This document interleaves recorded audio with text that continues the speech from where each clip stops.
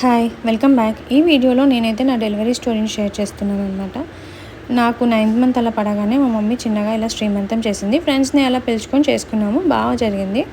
నేను ఫుల్ వీడియోని కింద ట్యాగ్ చేస్తాను చూడండి. దాని తర్వాత మేము చెకప్ కానీ వెళ్తే నన్ను అడ్మిట్ అయిపోవాలి అన్నారు. నా హార్ట్ బీట్లో కొంచెం ప్రాబ్లం అవుతుంది, సో మానిటర్ చేయాలి అన్నారు. సో అలా 2 days అడ్మిట్ అయితే నన్ను 24 hours ఈసీజీ అటాచ్ చేసి మానిటర్ చేసి చెప్పారనమాట. ఇంకొక 2-3 days ఉండమన్నారు. కానీ మా పాపది ఇది ఈవెంట్ ఉండిందనమాట. సో రిక్వెస్ట్ చేసి అంతగా ప్రాబ్లం లేకపోతే నేను వెళ్తాను అంటే సరే వెళ్ళమని వదిలేశారనమాట.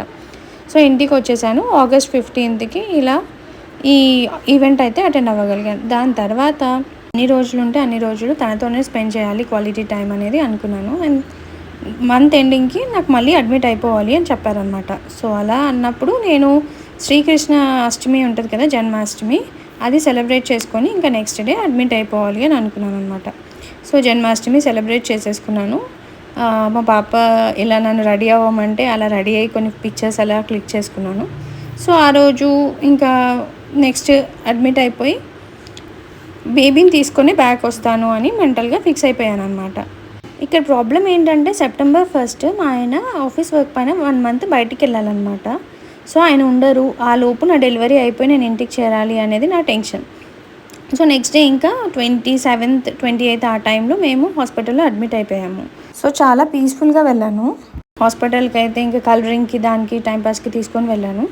నాకేమని ఉండిందంటే ఒకవేళ నాకు 2 days చూస్తారు, వాళ్ళు ఒకవేళ నాకు న్యాచురల్గా పెయిన్స్ రాకపోతే ఇండ్యూస్ చేస్తారేమో లేదా సీ-సెక్షన్ చేసేస్తారేమో అనుకున్నాను. నాకైతే ఒక డాక్టర్ చెప్పింది ఏంటంటే నా weight and heart beat problem కోసం అని సీ-సెక్షనే అవుతుంది మ్యాక్సిమం అని చెప్పారనమాట. నేను 70% సీ-సెక్షన్ అనే ప్రిపేర్ అయ్యి వెళ్ళాను.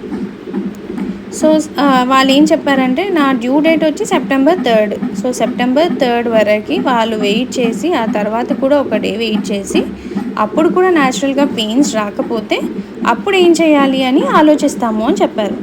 సో నాకు ఇదేది వర్కౌట్ అయ్యేలా లేదు అని అనిపించింది అనమాట. ఇన్ని డేస్ అంటే పాపని మిస్ అవుతాను, కష్టం అవుతుంది అని చెప్పి మళ్ళీ ఒకవేళ అదే అయితే నేను మళ్ళీ 3rdకి వచ్చి అడ్మిట్ అవుతాను అని చెప్పి రిక్వెస్ట్ చేసి బ్యాక్ వచ్చేసాను. September 1st మా ఆయన బర్త్డే ఉండిందనమాట. కొంచెం షాపింగ్ అది చేసి తన బర్త్డే సెలబ్రేట్ చేసాము.